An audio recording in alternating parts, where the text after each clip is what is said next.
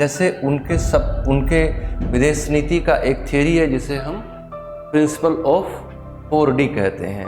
माननीय नरेंद्र मोदी के तीसरे कार्यकाल के शपथ ग्रहण समारोह को ध्यान से देखें और आप ये बात का ख्याल रखें कि विदेशी मेहमान क्यों बुलाए गए।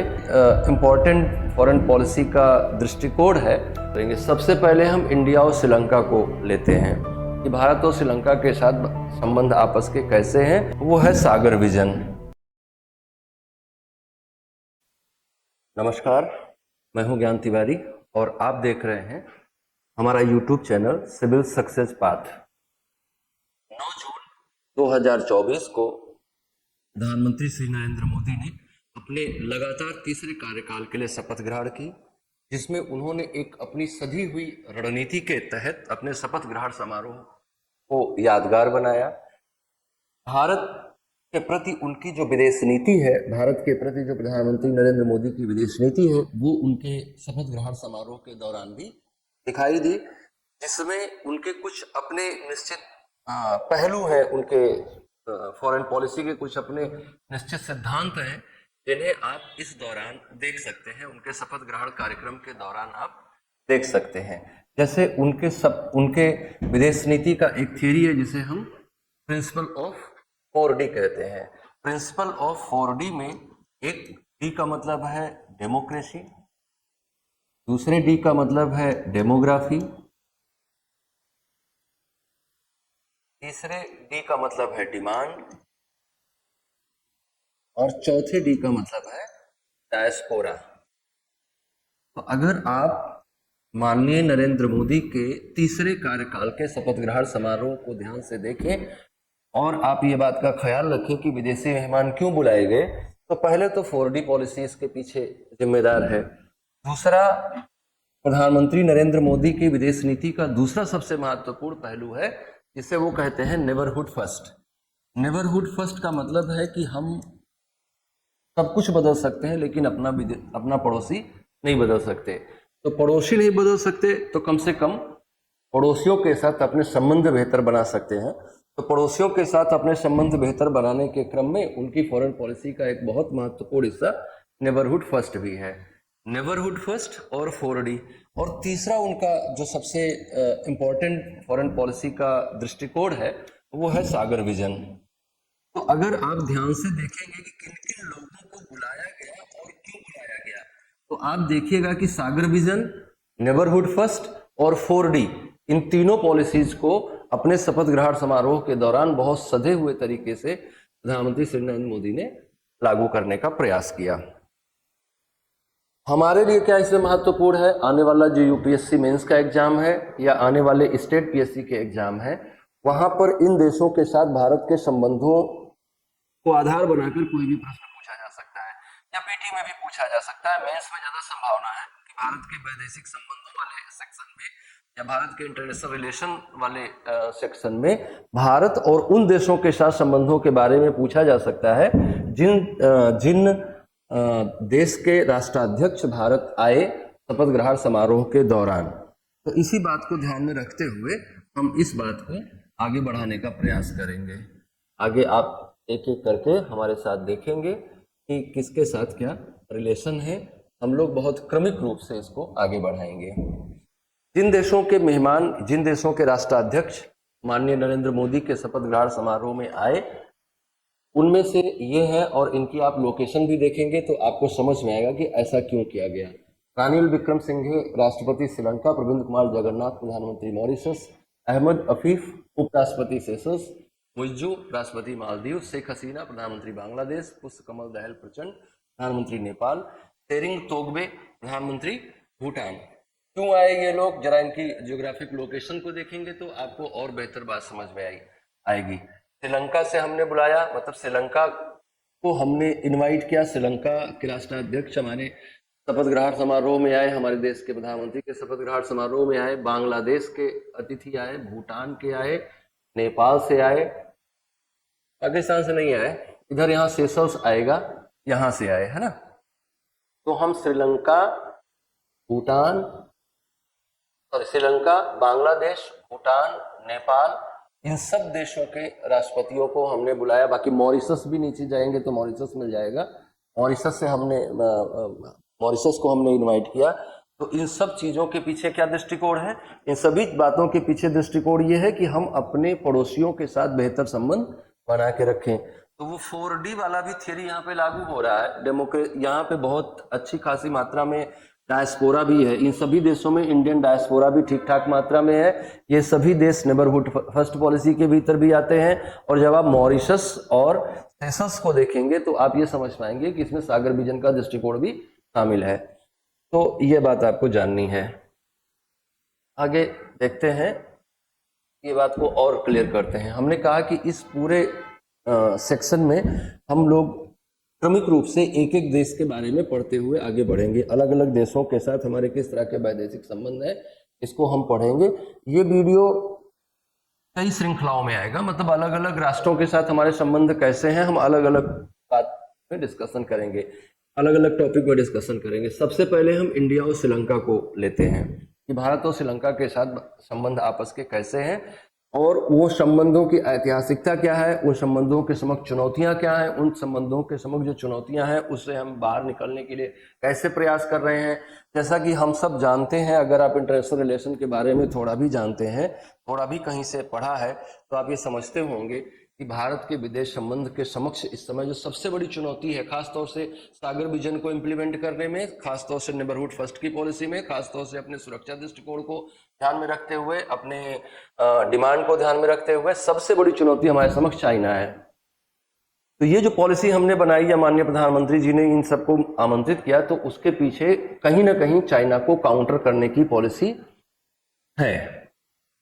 हमारी फॉरेन पॉलिसी जो कि हम एशिया में संचालित करते हैं, उसका सबसे बड़ा उद्देश्य है कि हम हाउ टू काउंटर चाइना को हम कैसे संतुलित कर सके, चाइना की जो विस्तारवादी नीति है उसके साथ हम कैसे अपने आप को समायोजित कर सके। ये हमारा मूल मुद्दा है।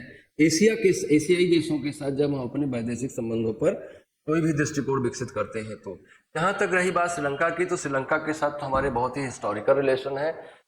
सम्राट अशोक ने अपने पुत्र महेंद्र और पुत्री संघमित्रा को बौद्ध धर्म के प्रचार के लिए श्रीलंका भेजा, क्योंकि एक तरह से देखा जाए तो सांस्कृतिक विजय का प्रतीक है, अपनी सांस्कृतिक दास्ता का प्रतीक है। सांस्कृतिक विजय जो है वो सैन्य विजय की तुलना में बहुत गहरी होती है। जैसे अगर हम लोग अपने आप को देखें तो हम लोग सांस्कृतिक रूप से अभी भी गुलाम हैं। और सांस्कृतिक रूप से किसके गुलाम हैं? तो हम सांस्कृतिक रूप से यूरोप के गुलाम हैं। और बहुत सारे लोग अरब के गुलाम भी घूम रहे हैं चारों ओर। पूरे दुनिया में अरब के गुलामी और सांस्कृतिक दास्ता के शिकार लोग घूम रहे हैं। तो ये सारी बातें हैं, इनको आप पढ़ लीजिएगा, समझ लीजिएगा।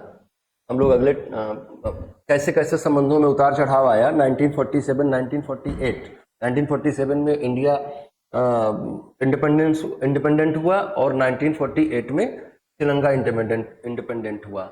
और भारत ने, चूंकि भारत का विदेश नीति बहुत स्पष्ट था, खासतौर से आज़ादी के बाद, और जो नॉन अलाइनमेंट का हमारा कॉन्सेप्ट था वो बहुत ही स्पष्ट था, और उस स्पष्टता के साथ हम आगे बढ़ रहे थे, जिससे जो है इस स्पष्टता के साथ हम आगे बढ़ रहे थे, जिसके कारण से 1940 से 1950 के बीच में जो देश आजाद हुए कॉलोनियल रूलिंग से, उन सभी को लेकर हमने एक बहुत बड़ा मूवमेंट खड़ा किया, जिसको हम नॉन अलाइनमेंट मूवमेंट कहते हैं, पंडित जवाहरलाल नेहरू के लीडरशिप में। तो हमने यहाँ भी democratic situation, democratic ruling, democratic system, democratic setup, इन सब को डेवलप करने में भारत ने श्रीलंका को बहुत मदद करी। लेकिन चूंकि हमने कहा कि बहुत बड़ा डायस्पोरा है यहाँ पर, तो धीरे धीरे करके तमिलनाडु के जो लोग रह रहे थे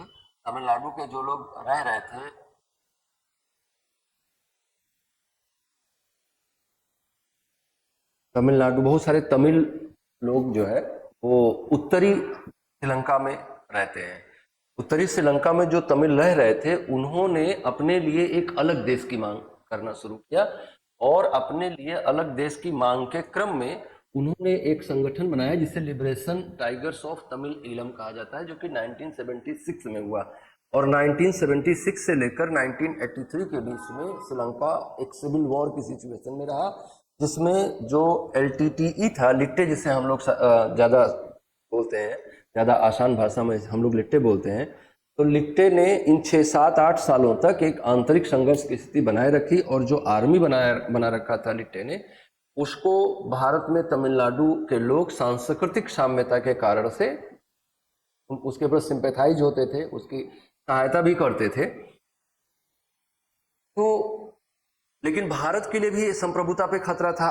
अगर जाफना वाले क्षेत्र को, श्रीलंका का ऊपरी हिस्सा जो है, इसको हम जाफना आइलैंड कह रहे हैं, अगर इस हिस्से में ये लिट्टे इंडिपेंडेंट हो जाता और एक अलग देश बन जाता, तो वैसी स्थिति में इस बात की भी संभावना थी कि तमिलनाडु भी जो होता तो तमिल होमलैंड नाम से एक देश बन जाता, जिसमें तमिलनाडु शामिल होता और उत्तरी श्रीलंका शामिल होता। इसलिए भारत के लिए बहुत फेवर में नहीं रह गया। जब संघर्ष से गहरा होता गया तो व्यक्तिगत तमिलनाडु के लोग समर्थन दे रहे थे, लेकिन भारत सरकार का दृष्टिकोण उतना स्पष्ट नहीं रहा, क्योंकि भारत के लिए, भारत की संप्रभुता के लिए भी लिट्टे खतरा था, जिसके कारण से आगे चलकर भारत सरकार ने इंडिया पीस कीपिंग फोर्स भेजा, शांति सेना भेजी, जिससे 1987 में भारत और श्रीलंका के बीच एक समझौता हुआ था, और हम आपके यहाँ जो गृह युद्ध है उससे निपटने में हम आपकी सहायता करेंगे। इस वायदे के साथ 1990 इस वायदे के साथ पीस कीपिंग फोर्स भेजा गया, और पीस कीपिंग फोर्स भेजे जाने से नाराज होकर लिट्टे के लोगों ने एक सुसाइडल एक्टिविटी में प्रधानमंत्री राजीव गांधी की हत्या कर दी, और ये बहुत खतरनाक बात हो गई, जिसके कारण से भारत का जो थोड़ा बहुत दृष्टिकोण था भी अच्छा श्रीलंका को लेकर, वो ठीक नहीं रहा, और लिट्टे को लेकर जो भारत में समर्थन की स्थिति रही वो ठीक नहीं रही, और 2009 में लिट्टे को पूरी तरह से समाप्त कर दिया गया भारत के सहयोग से। तो अगर भारत और श्रीलंका के मध्य संबंधों के इतिहास को हम देखें तो बहुत पुराना है, लगभग 2500 साल पुराना है। सम्राट अशोक के टाइम से भारत और श्रीलंका के बीच हमारे संबंध विकसित हुए, क्रमिक रूप से विकसित हुए, इनमें उतार चढ़ाव की सिचुएशन भी आई, सब कुछ चला। अब हमारे लिए बहुत महत्वपूर्ण बात यह है कि हम पता करें कि भारत के लिए श्रीलंका का क्या महत्व है। हम अपनी फॉरेन पॉलिसी डिसाइड करते हैं तो हम श्रीलंका को क्यों वैल्यू करते हैं, या आज हाल फिलहाल के जो भी हमारे फॉरेन पॉलिसी के प्रिंसिपल्स हैं उनमें श्रीलंका कैसे फिट बैठता है, या कोई भी राष्ट्र कैसे अपने फॉरेन पॉलिसी को डिटरमाइन करता है। तो कोई भी नेशन अपनी फॉरेन पॉलिसी को डिटरमाइन करते समय अपने पड़ोस के देशों के साथ एक बेहतर संबंध बनाकर रखना चाहता है। आप देखिए, अमेरिका और मैक्सिको के बीच में कोई गड़बड़ी नहीं होती, अमेरिका और कनाडा के बीच में कोई युद्ध कभी नहीं होता। इवन कि आप देखें कि अमेरिका और क्यूबा के बीच में कितनी तरह के कंफ्यूजन्स हैं, कितनी तरह के डिस्टर्बेंसेस हैं, बावजूद इसके अमेरिका दुनिया में कहीं भर भी झगड़ा हो रहा है, अगर दो देश कहीं पर भी लड़ रहे हैं तो उसमें अमेरिका का कोई ना कोई हाथ जरूर होगा।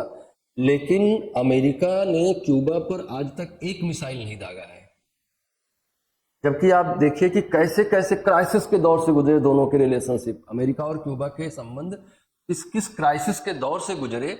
लेकिन इन सब के बावजूद भी अमेरिका ने क्यूबा पर कोई हमला नहीं किया, क्योंकि वो जानता है कि सीमा पर जो देश है उससे लड़ने से भले ही हम उसको ज्यादा मार देंगे, लेकिन उसको ज्यादा मारेंगे तो आपको कुछ मारेगा, कुछ थोड़ा बहुत आपको भी ना। तो डायरेक्टली वो युद्ध में नहीं आना चाहता है, इनडायरेक्टली शामिल होना चाहता है। मेरा एग्जाम्पल इसलिए रखा गया कि फॉरेन पॉलिसी को डिटरमाइन करते समय सबसे पहली शर्त यह होती है कि हम पड़ोसियों के साथ मधुर संबंध बनाए रखें, जिसको ध्यान में रखते हुए नेबरहुड फर्स्ट पॉलिसी पर काम किया गया। हालांकि ऐसा नहीं समझना है कि नेबरहुड फर्स्ट पॉलिसी पे हम पहली बार काम करें। पंडित जवाहरलाल नेहरू की भी पॉलिसी में नेबरहुड फर्स्ट था, पंचशील हुआ चीन के साथ, चीन का जो एक्सपेंशनिस्ट पॉलिसी है उसको वो समझते थे, तो नेबरहुड फर्स्ट वहां भी रहा, नेपाल के साथ अच्छे संबंध रहे, भूटान के साथ अच्छे संबंध रहे, तो नेबरहुड फर्स्ट पॉलिसी ही रही वो। म्यांमार के साथ हमारे अच्छे संबंध रहे, तो नेबरहुड फर्स्ट वहां से चला आ रहा है। हमारी फॉरेन पॉलिसी में शुरू से ही नेबरहुड फर्स्ट चला आ रहा है। भारत के लिए श्रीलंका का क्या महत्व है, अगर इस बात को समझना हो तो आप इस तरह से समझ सकते हैं कि भारत के लिए श्रीलंका का महत्व बहुत अधिक है। लेकिन अगर हम इसमें से देखें कि उसको हम कैटेगराइज करें पॉइंट में, तो सबसे पहली बात है कि सामरिक स्थिति श्रीलंका की बहुत शानदार है, और अंग्रेजों के जाने के बाद जो हमको लिगेसी मिली इंडियन ओशियन पर, हिंद महासागर पर अंग्रेजों की जो दादागिरी चलती थी, अंग्रेजों का जो एक छत्र राज्य चलता था हिंद महासागर पर, वो लिगेसी हमें मिली। और हमारी फॉरेन पॉलिसी ने हमेशा ये प्रयास किया कि उस लिगेसी को हम मेंटेन कर पाएं, उस दृष्टि से हम फिर से वैसे ही इंडियन ओशियन पर राज कर सकें। और अगर हम इंडियन ओशियन में अपना प्रभाव बनाए रखना चाहते हैं तो हमारे लिए ये बहुत जरूरी है कि हम श्रीलंका के साथ अपने संबंधों को बेहतर रखें। इंडियन ओशियन में हमसे बड़ा देश कोई नहीं है, हमसे ताकतवर देश कोई नहीं है। इंडियन ओशियन में चाइना अपना एक्सेस पाने के लिए बहुत हद से बेचैन है, तो उसकी बेचैनी को ध्यान में रखते हुए हमें इंडियन ओशियन में अपने प्रभाव को बढ़ाए रखना है। और अगर आप इंडियन ओशियन पे अपने प्रभाव को बढ़ाए रखना चाहते हैं तो आपके पास यही रास्ता है कि कम से कम आप श्रीलंका के साथ बेहतर से बेहतर संबंध बनाकर चले, क्योंकि अगर श्रीलंका के साथ आपसे बेहतर संबंध चाइना के हुए, जैसा कि बीच में हुआ, कोलंबो का बंदरगाह का सौंदर्य को विकसित करने का प्रयास करना चाइना के द्वारा हम्बनटोटा बंदरगाह को विकसित करना, तो चाइना किसी न किसी तरह से इंडियन ओशियन में अपना एक्सेस चाहता है। और अगर चाइना यहाँ से इंडियन ओशियन में आता है तो वो जो है यहाँ से अगर एंटर करेगा और यहाँ पाकिस्तान के ग्वादर में आएगा, तो ग्वादर और इनके बीच अगर वो कनेक्टिविटी बनाने में सफल होता है चाइना, तो ये भारत की सामरिक स्थिति के लिए, भारत के सामरिक महत्व को बहुत बुरी तरह से प्रभावित करेगा। और चाइना जो इंडिया की सिचुएशन है और चाइना की जो सिचुएशन है, यहाँ पर भी अगर चाइना ताकतवर हुआ, और बे ऑफ बंगाल में या इधर से भी चाइना ताकतवर है ही, है ना, म्यांमार के साथ, भूटान के साथ, नेपाल के साथ आपके संबंध बेहतर नहीं चल रहे हैं, और फिर इधर पाकिस्तान से आके, और ये एक जो उसकी घेरने की नीति है भारत को, ये बहुत खतरनाक है। तो हमें इसके काउंटर के तौर पे श्रीलंका के साथ बेहतर संबंध बनाना हमारी अपरिहार्यता होनी चाहिए। तो बहुत स्ट्रैटेजिक लोकेशन पे है श्रीलंका, जिसके कारण से हम चाहते हैं, हमारा राष्ट्र चाहता है, हमारे प्रधानमंत्री चाहते हैं कि हमारा श्रीलंका के साथ बहुत बेहतर संबंध रहे। इस कारण से हमारे फॉरेन पॉलिसी के डिटर्मिनेशन में श्रीलंका का अपना एक महत्व है, जिसे हम सामरिक महत्व कह रहे हैं। इसके अलावा और भी बातें हैं जिनके कारण से हम श्रीलंका के साथ अपने संबंधों को बेहतर बनाने का प्रयास करते हैं। जैसे सैन्य महत्व है, हमारे मिलिट्री का आदान प्रदान, आना जाना, वो हो सकता है। हमारे आर्थिक संबंध है, 2020 में भारत श्रीलंका का दूसरा सबसे बड़ा व्यापारिक साझेदार था, और इन दोनों के बीच का द्विपक्षीय व्यापार लगभग $3.6 बिलियन था 2020 के डेटा के अनुसार। भू राजनीतिक महत्व है श्रीलंका का, हमने बताया, खासतौर से चाइना के कारण से। चीन की उपस्थिति अगर श्रीलंका में है और हम वहां कमजोर पड़ गए तो ये हमारे लिए, हमने समझाया आपको कि कैसे वो हमारे लिए नकारात्मक स्थिति का निर्माण करेगी। अब बात यह है कि भारत विभिन्न क्षेत्रों में श्रीलंका के साथ किस प्रकार कार्य कर रहा है, कैसे वो अपने संबंधों को और बेहतर करने के प्रयास कर रहा है। तो किसी भी राष्ट्र के साथ हम संबंधों का बेहतर संबंधों का विकास करते हैं, तो जैसे हमने आपको 4D बताया, तो 4D में क्या था? डेमोक्रेसी था, डिमांड था, डेमोग्राफी था, और डेमोक्रेसी, डिमांड, डेमोग्राफी और डायस्पोरा, इन 4D के साथ हम अपने संबंधों को निर्मित करते हैं। तो इसमें आर्थिक सहयोग कर रहे हैं हम श्रीलंका का। आर्थिक सहयोग करने से हमारे लिए एक मार्केट के तौर पर डेवलप हो सकता है, हमारी वस्तुओं के लिए एक बाजार के रूप में विकसित होगा श्रीलंका, उस तरफ हम ध्यान दे रहे हैं। भारत श्रीलंका के साथ भारत ने 2000 में एक मुक्त व्यापार समझौता किया, फ्री ट्रेड एग्रीमेंट किया, जो दोनों देशों के बीच व्यापार को बढ़ाने के लिए काम करेगा। और वो बढ़ते बढ़ते आपने देखा कि $3.6 बिलियन का व्यापार हम करने लगे हैं भारत और श्रीलंका के मध्य। हम सांस्कृतिक संबंधों को मजबूत करने का प्रयास कर रहे हैं, और 1977 में हमने सांस्कृतिक सहयोग समझौते पर हस्ताक्षर किया, जिसमें हम बौद्ध धर्म को लेकर दोनों देश बौद्ध धर्म को लेकर जो भी उसका डेवलपमेंट हो सकता है उसके लिए दोनों काम कर रहे हैं। कोलंबो में भारतीय सांस्कृतिक केंद्र की स्थापना की गई है। भारत श्रीलंका फाउंडेशन बनाया गया 1998 में।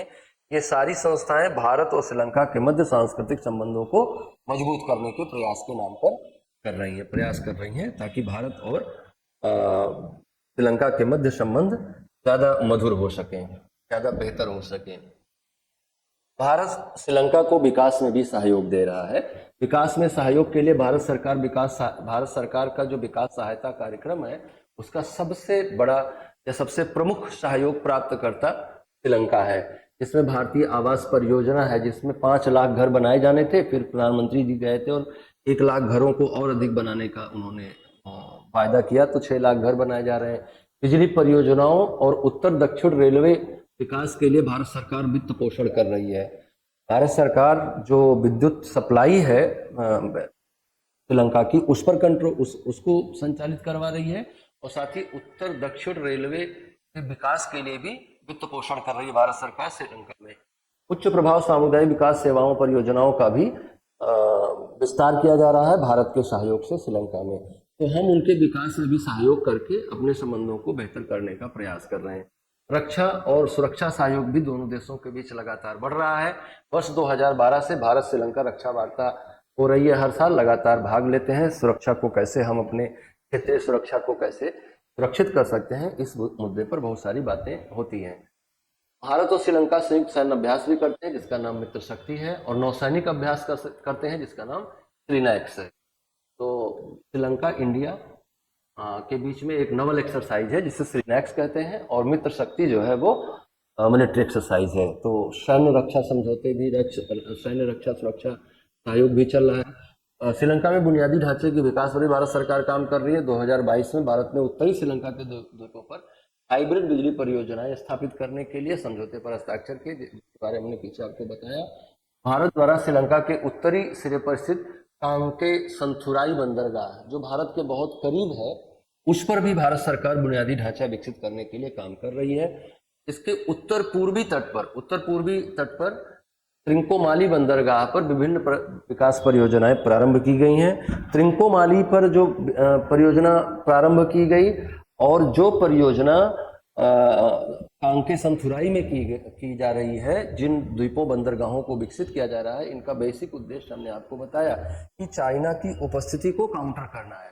चाइना श्रीलंका में है और चाइना श्रीलंका में रहकर भारत के सामरिक हितों को प्रभावित कर सकता है। इसके कारण से हम भी चाइना को काउंटर करने के लिए श्रीलंका में अपनी स्थिति को मजबूत करते हैं। तो उस प्रकरण में हम ये सारे काम कर रहे हैं, उस व्यवस्था के तहत ये सारे काम हम कर रहे हैं। बहुपक्षीय सहयोग, दोनों ही देश सार्क, बिम्स्टेक और हिंद महासागर रिम एसोसिएशन जैसे संगठनों के सदस्य हैं। सार्क तो मान लीजिए अभी उतना यूजफुल रहा नहीं, यूजफुल क्या रहा ही नहीं, समझ लीजिए खत्म हो गया। बिम्स्टेक भी अभी उसका भी अस्तित्व खत्म ही है, समझ लीजिए। ये सार्क तो ये था south Asian association for regional cooperation, तो ये था। ये सार्क भी बेसिकली बनाया इसीलिए गया था कि वो चाइना को काउंटर कर सके, या चाइना की जो एक्सपेंशनिस्ट पॉलिसी है उसके अगेंस्ट हम एशियाई देशों को एक संगठित कर सके, एशियाई देशों को, उसके लिए वो बनाया गया था। बिम्स्टेक जो था वो bay of Bengal initiative for multi sectoral technical and economic cooperation, इसका नाम था। Bay of Bengal initiative for multi sectoral technical and economic cooperation. तो ये एक संस्था थी जो बे ऑफ बंगाल और उसके आसपास के देशों के साथ अपने मल्टी सेक्टोरल टेक्निकल और इकोनॉमिक कोऑपरेशन के लिए काम करती थी। अभी इनकी बैठकें नहीं हो रही हैं बहुत लंबे समय से, तो समझ लीजिए कि लगभग इनका अस्तित्व समाप्त है। हिंद महासागर रिम एसोसिएशन जो है, ये हिंद महासागर रिम एसोसिएशन है। हिंद महासागर के किनारे किनारे जो देश है उनका एक एसोसिएशन है। ये फिलहाल तो काम कर रहा है, और हिंद महासागर रिम एसोसिएशन से ही मोदी जी ने 2015 में सागर विजन लॉन्च किया, सागर विजन पर अपनी बात करी। इसके अलावा दोनों देश संयुक्त राष्ट्र, विश्व व्यापार संगठन, विश्व स्वास्थ्य संगठन, अंतर्राष्ट्रीय मुद्रा कोष, विश्व बैंक जैसे अंतर्राष्ट्रीय संगठनों का भी हिस्सा हैं। तो बायलैटरल रिलेशन और मल्टीलैटरल रिलेशन दोनों में हम श्रीलंका के साथ बेहतर काम कर रहे हैं। भारत श्रीलंका संबंधों में के समक्ष क्या क्या चुनौतियां हैं, ये हमें जानना जरूरी है। आपके एग्जाम की दृष्टिकोण से इंपॉर्टेंट बात है। तो सबसे पहला तो बात यह है कि चीन की बढ़ती हुई मौजूदगी के कारण सामरिक मुद्दे खड़े हो जाते हैं। है ना। चीन की उपस्थिति अपने आप में भारत के लिए चिंता का विषय है। तो सबसे पहले वैसे तो भारत और श्रीलंका के संबंध आमतौर पर अच्छे हैं, ऐसा कभी दोनों देशों के बीच ना तो किसी बाउंड्री को लेकर कोई डिस्प्यूट खड़ा हुआ, ना कभी वॉर लाइक सिचुएशन बना, और जब भी जरूरत पड़ी तो श्रीलंका के साथ भारत हमेशा खड़ा रहा उनके आर्थिक सहयोग के लिए। हमारे उनके साथ सांस्कृतिक संपर्क है, हमारा उनके साथ जो है बहुत सारे गहरे संबंध हैं, तमिलों के कारण से आवागमन के संबंध हैं, शादी ब्याह के भी संबंध हैं। तो भारत श्रीलंका के बीच हमारी स्थिति हमेशा अच्छी रही, पर जो समस्याएं हैं मौजूद हैं, जो अभी फिलहाल चैलेंजेज हैं दोनों देशों के बीच में विश्वास बहाली को लेकर, वो क्या क्या है। तो पहली समस्या तो यह है कि चीन की बढ़ती हुई मौजूदगी भारत के लिए चिंता का विषय है, भारत के सामरिक हितों को प्रभावित कर रही है। समुद्री रेशम मार्ग के तहत चीन कोलंबो और हम्बनटोटा बंदरगाहों का निर्माण कर रहा है। जो मैरीटाइम सिल्क रूट बना रहा है चाइना, वो हमारे लिए चिंता का विषय है। इसके अलावा चीन ने श्रीलंका को एकमात्र उपग्रह ऑपरेटर सुप्रीम सैट के साथ उपग्रह प्रक्षेपण गतिविधियों में भी सहयोग किया है। ये दोनों बातें क्या कर रही हैं? ये दोनों बातें दिखा रही हैं कि चाइना जो है लगातार श्रीलंका में अपना हस्तक्षेप बढ़ा रहा है, और चाइना अगर अपना हस्तक्षेप बढ़ा रहा है तो ये हमारे लिए चिंता का विषय है। मेरीटाइम देखिए, दो सिल्क रूट डेवलप हो रहे हैं चाइना के द्वारा। एक सिल्क रूट है, ये ग्रीन कलर से दिखाया गया है, ये जमीन पर काम करेगा, और ये चाइना के साथ फिर ये तुर्की, जर्मनी और यूरोप तक जाएगा, रूस तक जाएगा। उसके कई सारे ब्रांचेज अलग अलग जगहों पर टूटेंगी। वो हमारे लिए तो हम उसके बारे में पहले से चिंता कर रहे हैं, उसके बारे में पहले से हम सोच रहे हैं, और वो ठीक है। लेकिन जब हम श्रीलंका के संबंधों की बात करेंगे कि श्रीलंका के साथ भारत के संबंधों को कैसे हम परिभाषित करते हैं, या भारत के साथ श्रीलंका के संबंधों में एमएसआर का क्या रोल है, मैरीटाइम सिल्क रूट का क्या रोल है, या एमएसआर कैसे भारत को मजबूर कर रहा है कि वो श्रीलंका के साथ अपने संबंधों को बेहतर बनाए। तो मैरीटाइम सिल्क रूट में कोलंबो से कोलकाता से होके इधर सिंगापुर आएगा, और ये सबसे खतरनाक ये वाला रूट है।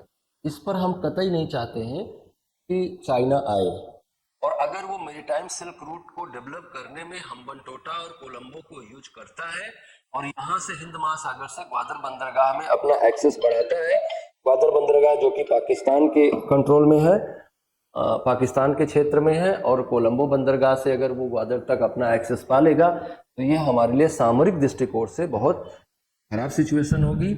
और इंडियन ओशियन में जो हमारी अपनी लिगेसी है, हमारा अपना जो परंपरागत रूप से अधिकार रहा है हिंद महासागर पर, वो हमारा कंप्रोमाइज होगा, वो ठीक नहीं होगा हमारे लिए। तो ये हम बताना चाह रहे थे कि जो मैरीटाइम सिल्क रूट है, वो भारत और श्रीलंका के संबंधों में चीन की दखलंदाजी को बढ़ाता है। तो चीन की दखलंदाजी हमारे लिए अपने आप में एक इम्पोर्टेंट बात है। दूसरी समस्या, दूसरा चैलेंज हमारे सामने भारत और श्रीलंका के मध्य संबंधों का यह है कि मछुआरों की समस्या है, मछुआरों को बीच में पकड़ लिए जाने की समस्या है। तो श्रीलंका ने पाक जलडमरू मध्य के पास अपने क्षेत्रीय जल में भारतीय मछुआरों द्वारा अवैध रूप से मछली पकड़ने के बारे में लंबे समय से चिंता व्यक्त करी है। बहुत बार ऐसा हुआ कि उनको पकड़ लिया जाता है, उनको बंदी बना लिया जाता है, और अवैध मत्स्य का बहुत बड़ा अड्डा है वो। तो वो हमारे लिए एक चिंता का विषय है। अंतर्राष्ट्रीय समुद्री सीमा रेखा पार करने के लिए भारतीय मछुआरों को नियमित रूप से गिरफ्तारी होती रहती है। तो उस पर वो एक हमारे लिए चैलेंज है हमारे और श्रीलंका के मध्य संबंधों को लेकर, कि हम उनको कैसे एक बेहतर रास्ता निकालें, कुछ ऐसा तरीका निकालें जिससे कि ये घटना कम से कम हो। तो ये वो जगह है, ये वो हिस्सा है पाक की खाड़ी जहाँ पर ये समस्या होती है। मछुआरे जो है, ये जो डॉटेड पॉइंट है, यही है IMBL, भारत और श्रीलंका के बीच में। लेकिन उसको हम बहुत कड़ाई से, पानी में ऐसा कुछ तरीका तो अपना नहीं सकते, तो बहुत कड़ाई से इसको हम लागू नहीं कर पा रहे हैं।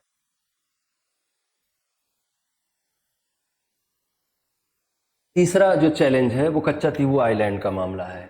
कच्चा तीवू आइलैंड 1974 में कच्चा तीवू द्वीप समझौते के तहत भारत ने श्रीलंका को इसको सौंप दिया, लेकिन तमिलनाडु का दावा है कि ये भारतीय क्षेत्र है और इसमें भारत का नियंत्रण होना चाहिए। यह रहा कच्चा तीवू आइलैंड। अब ये जो है हमने श्रीलंका को दे दिया कि आपकी संप्रभुता में है, लेकिन तमिलनाडु का कहना है ये भारतीय क्षेत्र है। अब वो चूंकि तमिलनाडु के लोगों को इस हिस्से से लेकर इस हिस्से के बीच में जो तमिल जनसंख्या का ज़्यादा होना है, वो एक बहुत बड़ा कारण है कच्चा तीवू के विवाद का। श्रीलंका को हमने दे दिया, लेकिन वो चाहता है कि हमको मिल जाए, है ना। तमिल हितों से जुड़े हुए मुद्दे भी भारत और श्रीलंका के मध्य संबंधों के समक्ष एक चुनौती हैं। भारत को उम्मीद है कि समानता, न्याय, शांति और सम्मान के लिए तमिल लोगों की उम्मीदें पूरी होंगी और 13वें संशोधन के अनुसार शक्तियों का हस्तांतरण आगे बढ़ाया जाएगा। हालांकि कोलंबो ने इस बारे में कोई प्रतिबद्धता अपनी अभी तक स्पष्ट नहीं की है कि वो ऐसा करेंगे। अगर वो ऐसा करते तो ये पूरा तमिल होमलैंड आप कह सकते हैं, सॉरी, कि आप तमिल होमलैंड कह सकते हैं, ये पूरा तमिल होमलैंड बने। तो भारत सरकार जैसे जो लिट्टे के प्रति भारत सरकार की नीति थी, जैसे शुरुआत में आपने देखा कि लिट्टे के प्रति भारत सरकार की नीति थोड़ा सहिष्णुता वाली थी, थोड़ा कर्टसी का भाव कहीं ना कहीं बना रहता था, लेकिन ये भारत की अखंडता के लिए खराब हो जाता है, भारत की संप्रभुता के लिए गलत हो जाता है। अगर यहाँ पर एक तमिललैंड डेवलप होता, यहाँ पर तमिललैंड डेवलप होता, तो इस बात की पूरी संभावना थी कि ये तमिल भी उनके साथ मिलकर और देश की अखंडता को नुकसान पहुंचा सकते हैं। तो ये जरूरी था कि उस पर कोई एक समाधान निकाला जाए।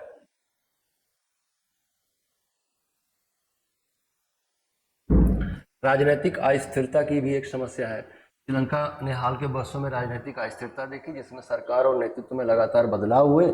इससे देश के भारत के साथ जुड़ने और आर्थिक सहयोग और क्षेत्रीय स्थिरता को बढ़ावा देने वाली नीतियों को लागू करने की बहुत बुरी तरह से प्रभावित हुई है। 2022 में आर्थिक संकट का सामना करना पड़ा। श्रीलंका विदेशी मुद्रा की कमी के कारण से गंभीर आर्थिक संकट से गुजर रहा है, जिसके परिणाम स्वरूप लंबे समय तक बिजली कटौती की उछाल, आवश्यक वस्तुओं की कमी, ये सारी समस्याएं हैं।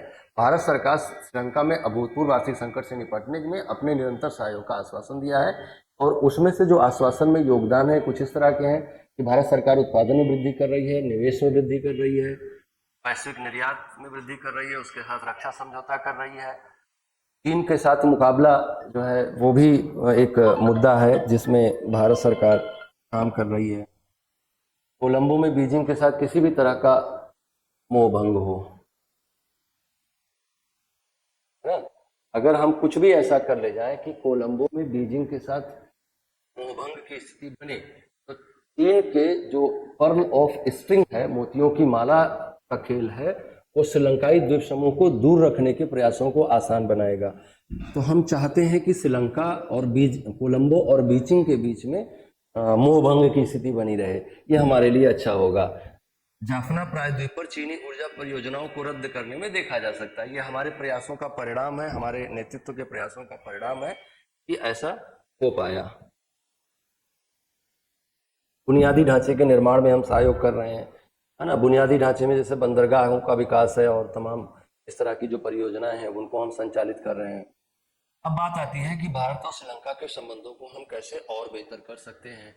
तो दोनों देश लोकतांत्रिक व्यवस्था के द्वारा शासित हैं, इसलिए व्यापक और गहरा बनाने की गुंजाइश पूरी है, क्योंकि दोनों जगहों पर डेमोक्रेसी है। द्विपक्षीय संबंधों के माध्यम से मछुआरों के मुद्दों का स्थायी समाधान निकालने का प्रयास करना चाहिए। आर्थिक सहयोग को बेहतर करने के लिए व्यापक आर्थिक भागीदारी समझौते पर हस्ताक्षर किए जाने चाहिए। कॉम्प्रिहेंसिव इकोनॉमिक पार्टनरशिप एग्रीमेंट पर काम किया जाना चाहिए।